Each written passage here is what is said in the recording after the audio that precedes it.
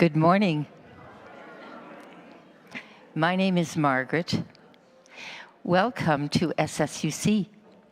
From Saskatoon and Edmonton, from and to Saskatoon and Edmonton, from and to those online and in person, from and to those who commune with us later, and those who are in the present moment. In the words of our South African relations, I see you. Everyone belongs. Together we are intentional about creating and nurturing a safe and loving space for all people, all religions or none, all sexualities and gender expressions, all learning styles and neurotypes, all cultures, all colors, all abilities, all sizes, and all ages. Here we can explore, learn, and deepen our spirituality and our connections to each other, old friends and new.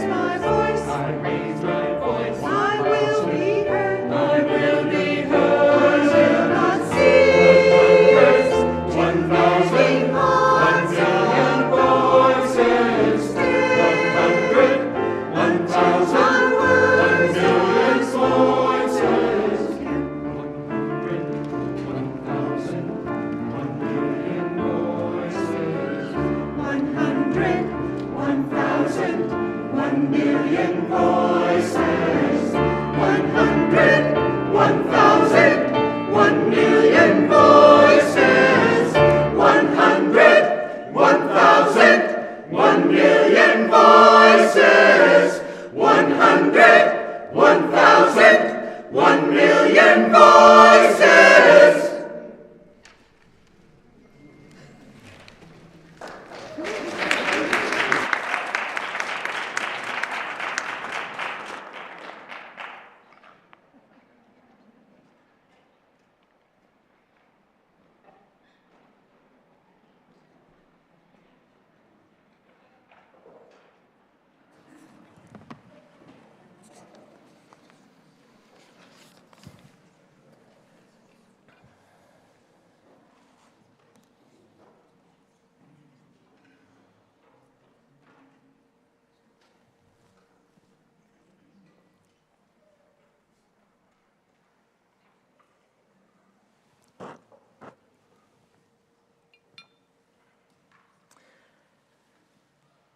We light this morning as those voices, as we learn to find ours, as we speak, as we sing, as we pray, as we shout.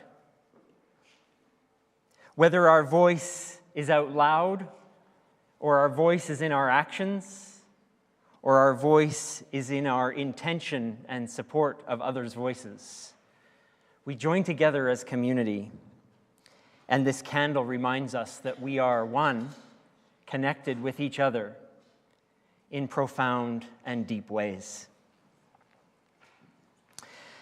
As we honor the land this morning, I was asked to consider sharing a land acknowledgement that I offered on a Sunday evening here a couple of weeks ago when we hosted Ivan Coyote. And so I'll share with you that land acknowledgement. We see all around this room banners representing the 7 sacred teachings of many First Nations peoples. These banners were commissioned by SSUC and created by Arthur Gallant in 2015. Arthur was born in 1973 in High Level, Alberta, a member of the Dene Ta First Nation. He first found delight in painting not until he turned 30 years old, and that's when he began to paint. He became a friend and a companion of this community until his death in 2021. These teachings, wisdom, respect, courage, humility, honesty, truth, and love, help connect us to our humanity, but more than that, to our desire to learn from Indigenous wisdom and spirituality. These banners may be beautiful, but they merely represent one tangible and active way that we take steps towards relationship and reconciliation. So we honor, as we gather today on Treaty 6 land, respecting the history, languages, and cultures of the Cree, Blackfoot, Métis, Nakota Sioux, Iroquois, Dene Ta, Saulteaux, and others. That we honor their presence and how it continues to enrich our lives and our community, and may we always seek to learn the 7 sacred teachings.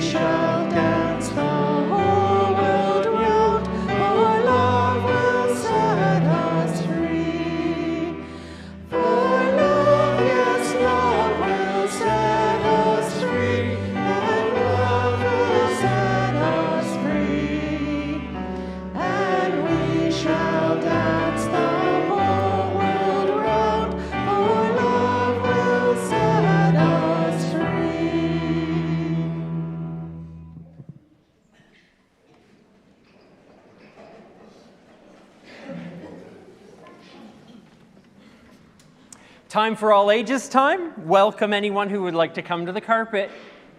Welcome to all of you, those of you who will listen and appreciate the wisdom from your seats.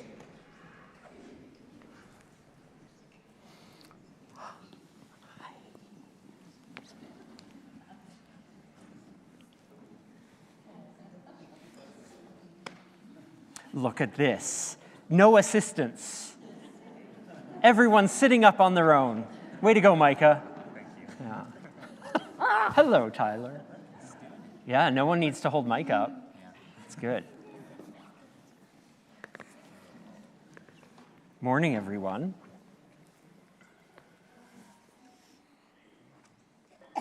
Sometimes it's hard for all of us to remember. I can hold this. Thank you. That we don't have to be a grown-up to do things that are important.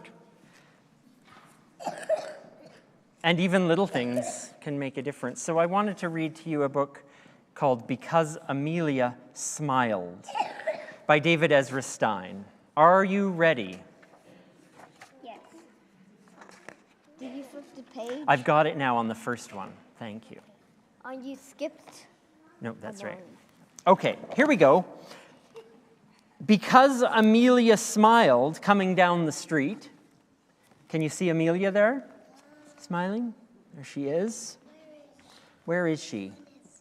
Well, you're right. It could be anyone. But I think this is Amelia here. We'll find out here. Yeah. Because she smiled, Mrs. Higgins smiled too. Where's Mrs. Higgins? You see her? The one with orange. She's wearing orange. She's in the window with her cat. Mm-hmm.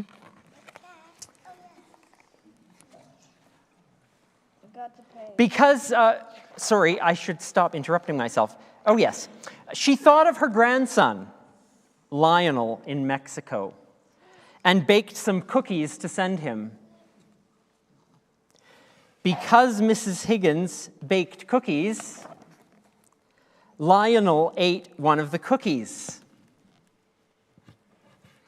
It's hard to see Lionel in this picture, but he's way up in that window. Do you see? Mm-hmm. He's taking a cookie out of that package. He decided to share the rest with his class. Yeah, that's right. We're ready for the next one now. Thank you. He decided to share them with his class and teach them an English song about cookies. Do you know a song about cookies? No. You don't?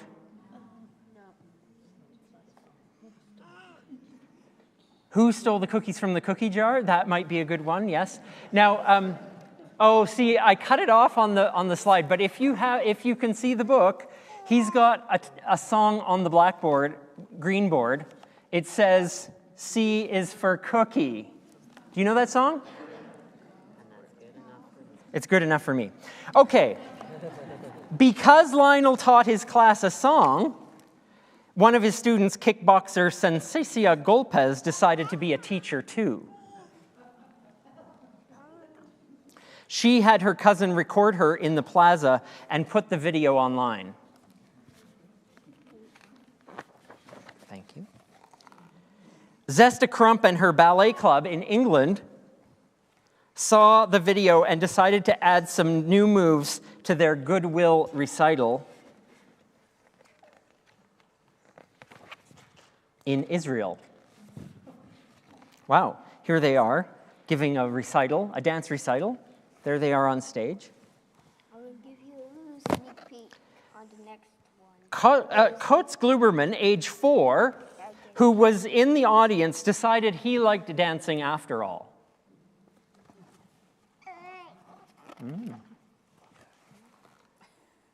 At bedtime, he danced his brother Ichabod to sleep. Because Coates danced him to sleep, Ichabod slept all night through. I'm going to give you a little sneak peek. Great, we're ready. Thank you. In the apartment next door, Betty Marlinspike, glamorous rumba queen, Do you know what a rumba is? Rumba is a dance. So she's a rumba queen. Guess she's good at the rumba. Well, anyway, Betty Marlinspike got a great night's sleep. She woke up in a good mood and took the band to get their hair done. Wait. In Paris. What Next one. page you on? That one. Yeah. There they are in the windows getting their hair done.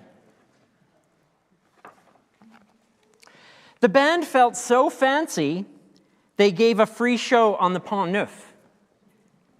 Do you know what the Pont Neuf is? No. The Pont Neuf is a bridge in Paris. Pont means bridge. Neuf means new, so it's the new bridge. There it is. You can see it there. This new bridge is very old. I'm going to give you a sneak peek. No, just stay there for a minute. Yeah, I gave you that. On the barge below, Gregor, the ex-clown, I guess that means he used to be a clown. I don't know. He listened inside. Their love song, Concorzon Intacto, reminded him of his old girlfriend, the amazing Phyllis, who lived in Positano, Italy. So here he is, look, he's here on the back of the boat, listening to the song on this new bridge, and thinking of his old girlfriend. The next morning, he bought a bouquet to send to her with a note that said, Phyllis, after all these years, will you marry me? Wow. Look at the size of the flowers he's getting. Phyllis was so happy. Here she is. Sneak peek. No, just stay. Thank you. Doing the safe age. Phyllis was so happy she threw roses from a high wire. She was caught on film by a TV crew that was doing a story on stray cats. Look at Phyllis. Oh my goodness, she's so happy. Okay, here we are. Back in New York, Lydia Frittata saw Phyllis on TV while making pizzas on Carmine Street. She's making pizza. On the subway home, she began a scarf of roses for her niece Pia Maria. She sat across from Pigeon Man Jones. Here's Pigeon Man Jones. We'll find out more about him, I suspect. He watched her and remembered his dear old grandma who loved to knit.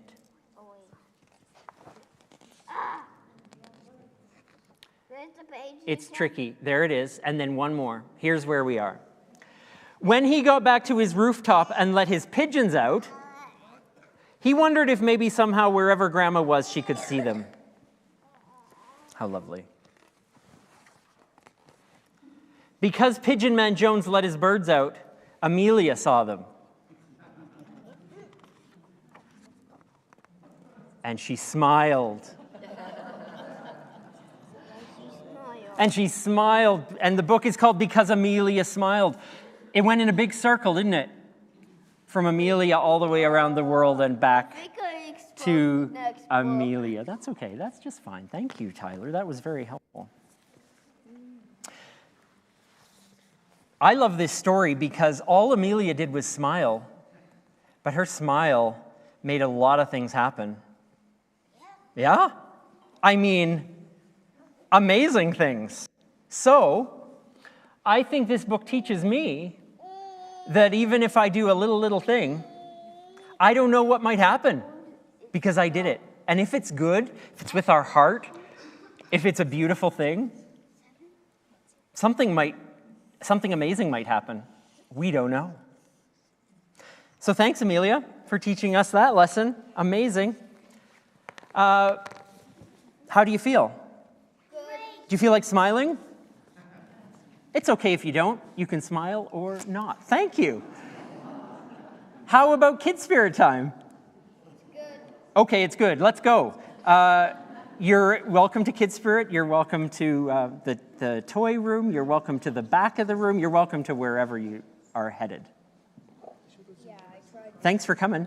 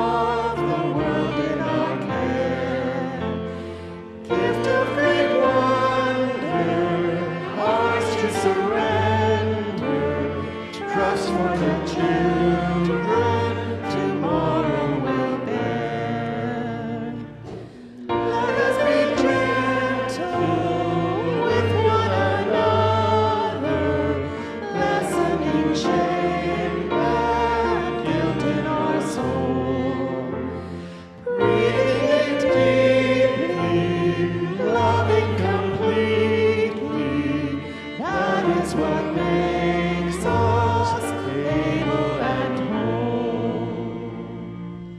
Let there be gleaming, good from the burning, water that blesses, and air that is sweet.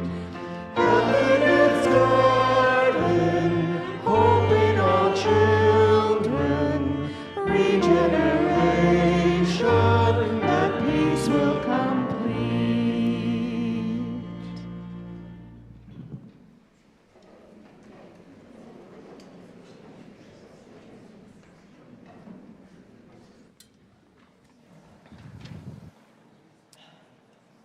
Share a few invitations with you this morning. Firstly, next week, I'm hoping that if you're interested in new music or singing some old favorites, you might join me at the piano. Well, you don't have to join me at the piano, but I'll sit at the piano. If you do, that might be exciting too. We'll sing through some new things, some of which we've sung in the last year or so, some which we haven't yet, and we'll have a chance to learn. Some have requested and that they can join online. So our friends in Saskatoon, our friends at home, yes, we'll be able to have you sing along at home if you'd like to. Just stay afterward next week. That's all you have to do. We'll provide a little food, some snacks so you don't fall down, and we'll be good. So that'll be next week. Ruth asked me to, oh, come on. I'm always happy not to talk. Coldest night of the year is coming up very soon, 2 weeks. There are sheets at the back if you'd like to sign up, and if you have phones that go into the link on the QR code, that's the code, you're welcome to use that. There will be a group leaving from the church parking lot here and walking the neighborhood. Sandra Lockhart will be here in the church, at the parking lot, and she will show you the map. You can walk together. Some people will be going from that to Bogani Cafe afterwards to celebrate the achievements. There will be another group. I will be at the downtown area at 4 o'clock, and we will walk from the downtown Bissell Center. Join us or support us. Yes. Support for Bissell.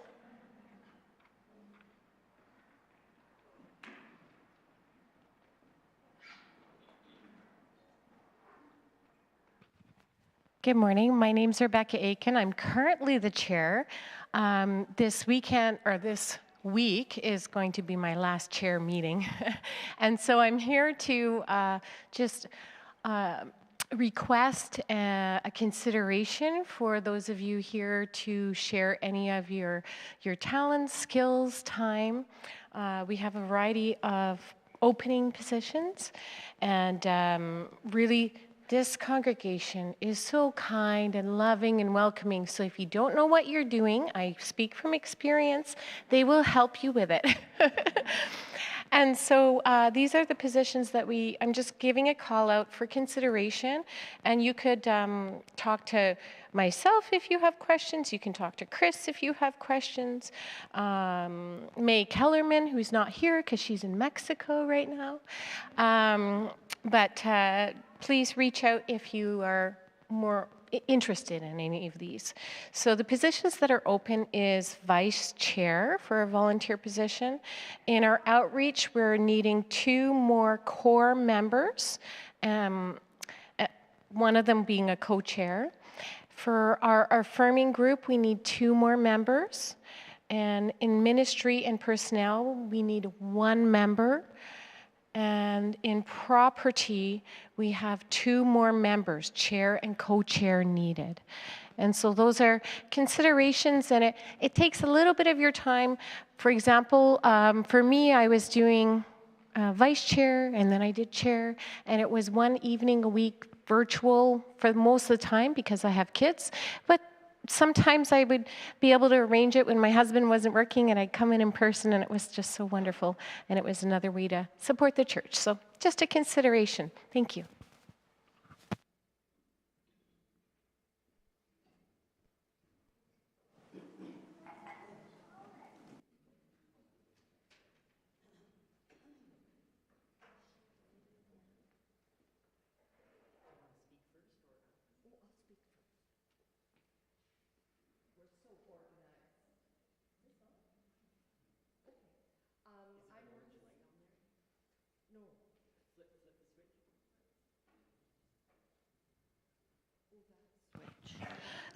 Good morning. I'm Ruth Stevenson, and I'm co-chair of the Moving Forward Toward Reconciliation Committee.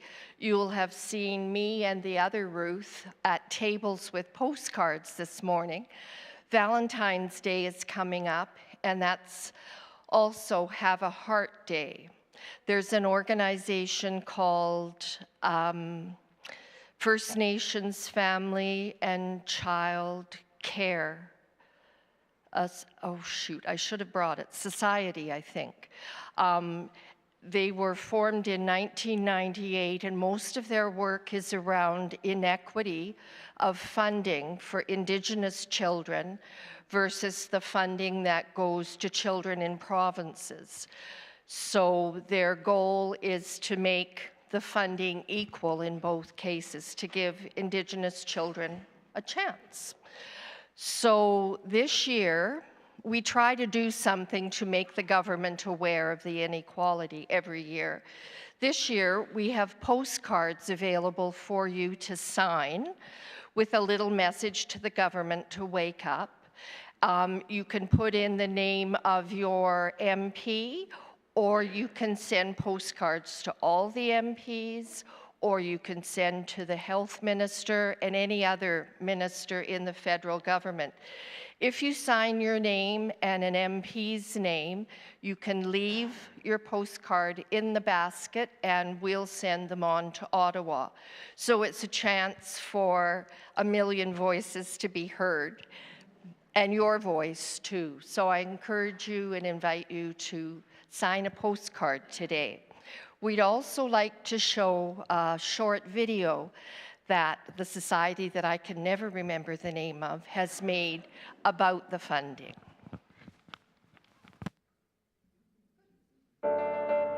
My dream is to be a teacher. My dream is to be an architect.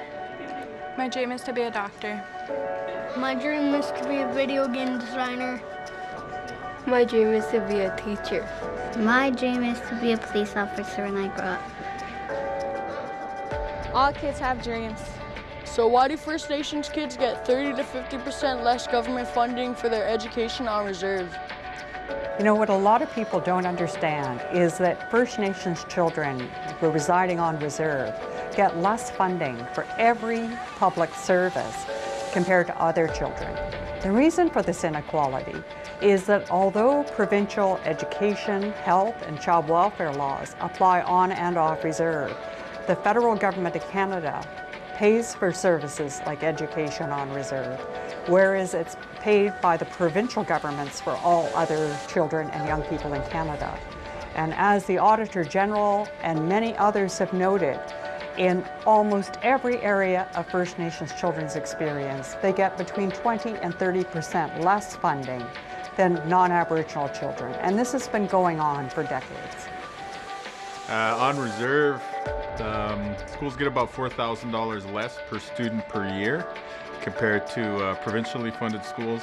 But that's a national average, meaning that's across the whole country. So if you go in some regions, the gap is even bigger. I was talking to a principal of a school in James Bay region of Ontario, and he was telling me that the gap for them compared to provincially funded French immersion schools close by is probably closer to $17,000 per student per year, which is pretty significant when you add it up over like a classroom of 20 students, right? You're talking about hundreds of thousands of dollars disparity. In the Canada of my dreams, all kids. All kids. All kids. Including First Nation kids on reserves. Have fair funding for school sports teams, technology, language and culture, science labs, excellent teachers and specialists, and healthy food. And so we see our students falling between the gaps, whether that's academically, socially, spiritually, all of those elements of their total well-being. We need a holistic system and funded properly so that our students can regain who they are as a people, and so that our nationhood comes back fully. And that the start of it is to have equality of funding. Well, the reason that I care about the funding gap is because I think that every child in this country deserves an equal opportunity to learn, to thrive, to be healthy, and to reach their dreams. I think it's a matter of human rights and of fairness and of justice, and I think Canadians, if we live up to those values, should care too. If we could see the equality come into place, you would see First Nations people thrive. You would see our students, stand up. You would see them in the workforce. You would see that pride build. It would be amazing if only we could reach equality in this country. If racial discrimination against kids or against anyone is something that we're all against, which I believe to be true in this society, then people have to take action to end it.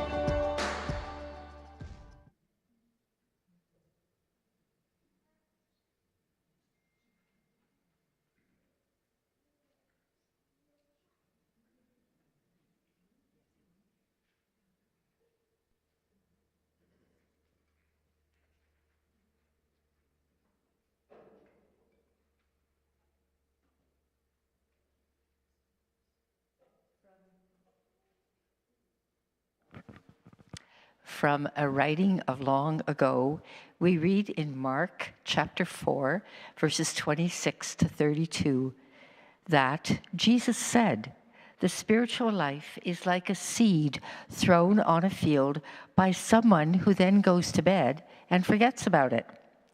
The seed sprouts and grows, and the person has no idea how it happened. The earth does it all without help. First a green stem of grass, then a bud, then the ripened grain. When the grain is fully formed, it can be harvest time." How else can we picture the spiritual life? What kind of story can we live? Can we use? It's like an acorn. When it lands on the ground, it is quite small as seeds go. Yet once it is planted, it grows into a huge oak tree with thick branches. Eagles nest in it. This is a reading from a first century community. May we find wisdom for our living.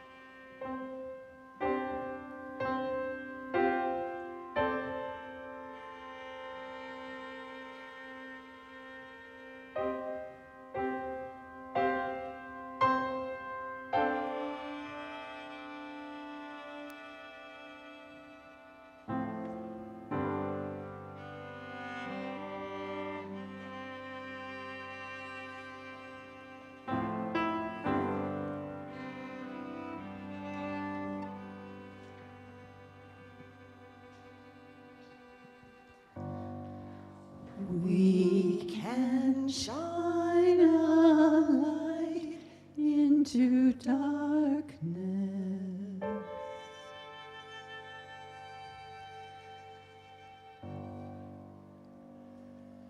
We can work for justice and peace.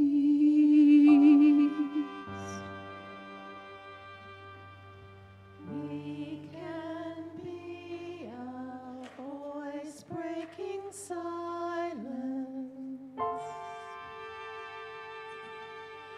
We can bring relief.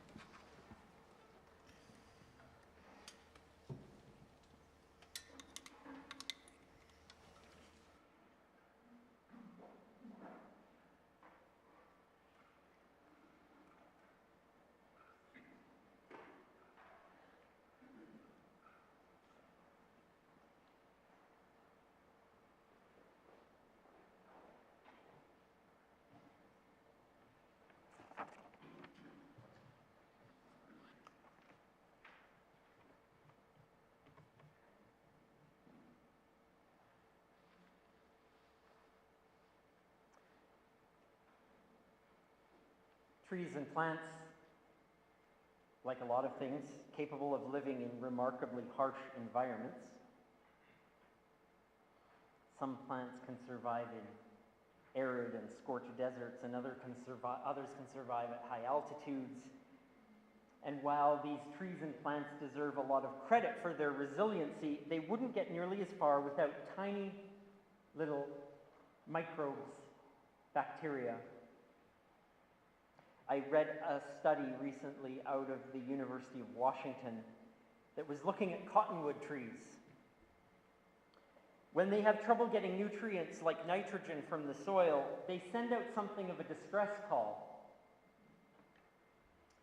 And who answers that call but these tiny bacteria that live in and amongst the trees, on their roots, in their systems? And those tiny microbes turn on genes within them that take nitrogen from the air and convert it into a form that the tree can use. All this time and I wasn't on. Anyway, to review, big trees sometimes need tiny bacteria. They deliver nitrogen to the cottonwood and keep it alive until conditions improve. Small things often have unseen power. Is it any wonder then that our spiritual tradition who was really taken and enamored with the wisdom that can be gleaned from small things like seeds? We, like those long ago, can marvel that something so small, so ordinary, so common, so understated can speak to us about resilience, hope, and potential. In Mark's first century writings, we find two tiny stories about seeds. First, Jesus' community compares the life of connection and radical equality to something that grows quietly, persistently, without any razzle-dazzle, hidden under the ground like a seed. Something drab and plain looking, something everyone forgets about. Plant a seed, go to bed. Not another thought about it. With all that potential, well, disguised as just this little thing you can hold in your hand, but left to be what it can be, it will transform, complete itself in growth and fruit and flower. Seemingly ordinary things done with good intention for us, done with love, done with hearts of kindness, hands of justice, often unnoticed and quickly forgotten, but indeed not gone, not forgotten, is the work of some kind of invisible alchemy.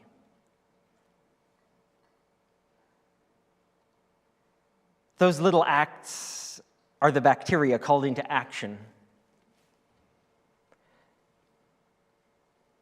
Acts, gifts, time, energy, love, connection, work, effort, all of those things quietly germinating under the soil to become something else, something more fully itself, more boldly and brazenly itself. A seed isn't yet itself until it has sprouted and grown. A story about this week. As you know, because we talked about it an awful lot, about 3 weeks ago we held a wonderful event here in this room in celebration of our 25th affirming anniversary. Our author, Ivan Coyote, was the speaker and delighted everyone, and themselves was delighted to be in this room. And who was in this room? Yeah, a bunch of people here. But you know what? There were more people in the room who had no connection to SSUC. Of the 250-ish people here that night, maybe at least 75% of them were folks that we didn't know. Small hidden seeds planted. Well, this week, someone who was in that room reached out to us.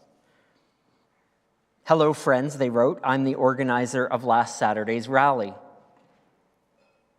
You may have known that last Saturday in Old Strathcona there was a a pro-trans rally in response to our government's announcement.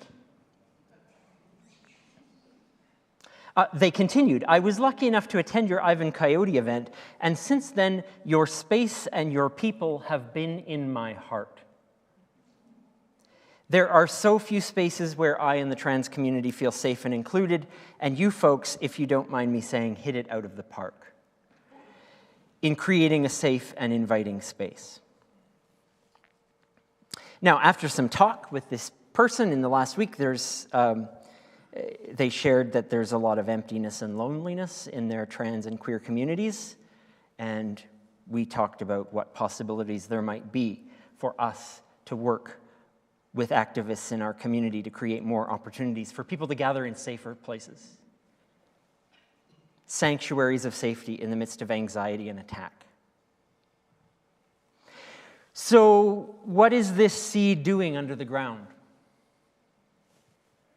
We don't know. Is there a crack? Is there something sprouting? What mystery, what grace, what potential?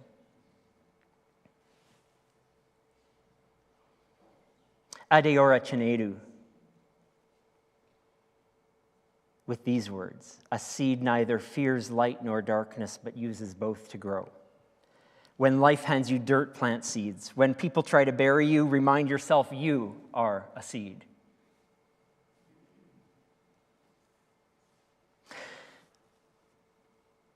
That one little example from the week is nothing compared to all of us and the work that we do. Well, I call it work, but it's not really, isn't it? It's just life. It's just living. It's just going about our lives. Whenever you give your time to distribute food in our food bank depot, or when you work on one of our outreach projects, or help us with a craft sale or a garage sale, or whenever you interact with someone, albeit briefly, on a Sunday morning, or speak gently with patience to a coworker, or invite someone to coffee, or the other 1,000 tiny things that we do in a week, what is that seed doing under the ground? How would you know the potential depth and meaning of what you've planted?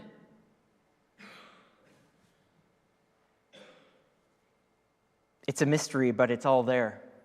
It's all there germinating. And if we still fail to find the wonder and wisdom in the small things, we hear another story. The image of a spiritual life as an acorn. When it lands on the ground, it's quite small, yet once it's planted, it grows into a huge oak tree with thick branches, so much so that eagles can nest in it.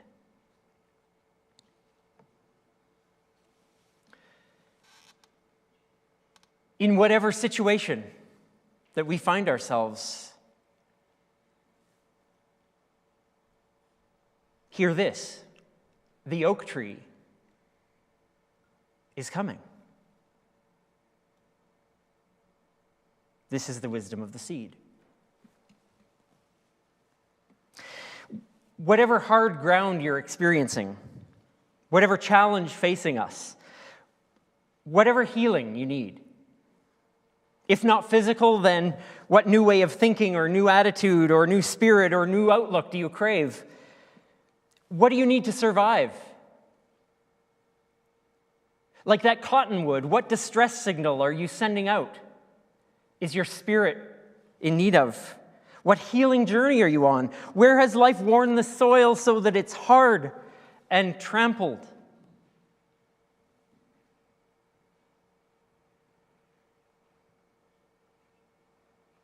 Whatever that is for us,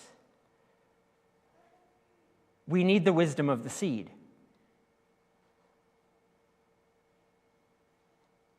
Did you know some seeds are dormant for thousands and tens of thousands of years?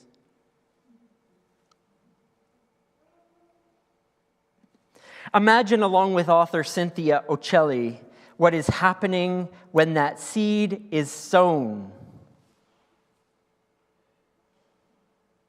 When the conditions are ripe. Cynthia writes this: for a seed to achieve its greatest expression, it must come completely undone. The shell cracks, its insides come out, and everything changes. To someone who doesn't understand growth, it would look like complete destruction.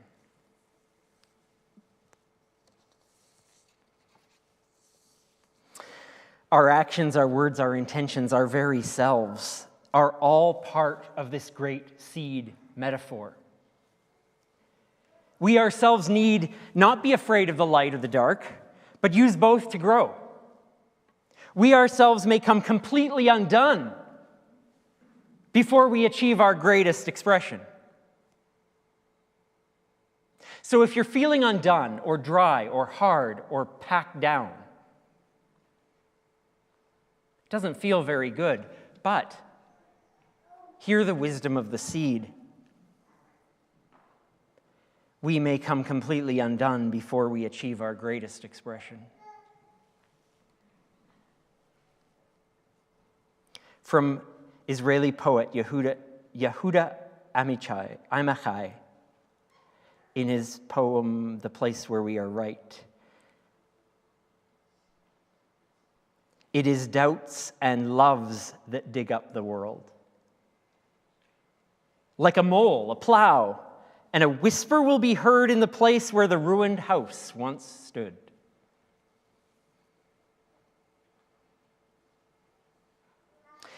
If you don't think it possible in yourself, then trust me, in rich community, someone else believes it possible in you. We carry that seed. We sow that seed. We are that seed. And just think, we may not be present to see the growth, but we continue to plant the seed anyway. We may not feel like there will ever be a flower, let alone imagine its color. But we plant the seed anyway.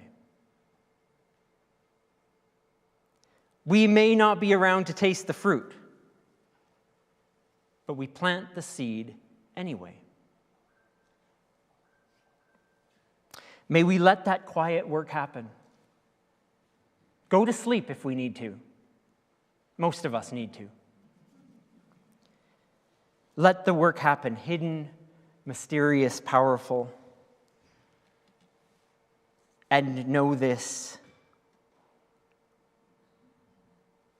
the oak tree is in the acorn, and an oak tree is coming. May it be for you in so many ways.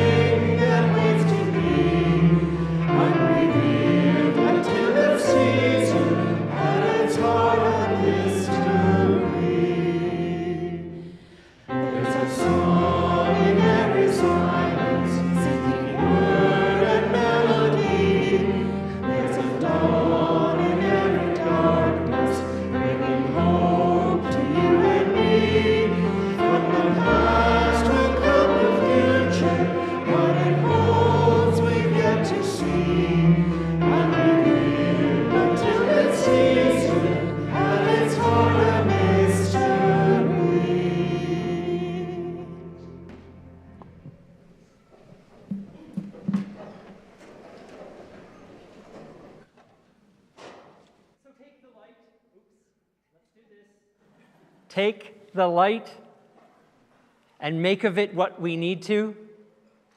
May the hope of a seed go with us. May the hope of what it is yet to be in us.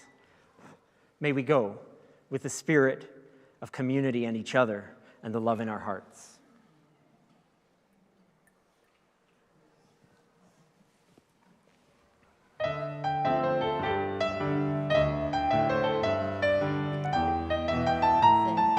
You're welcome. Thank you.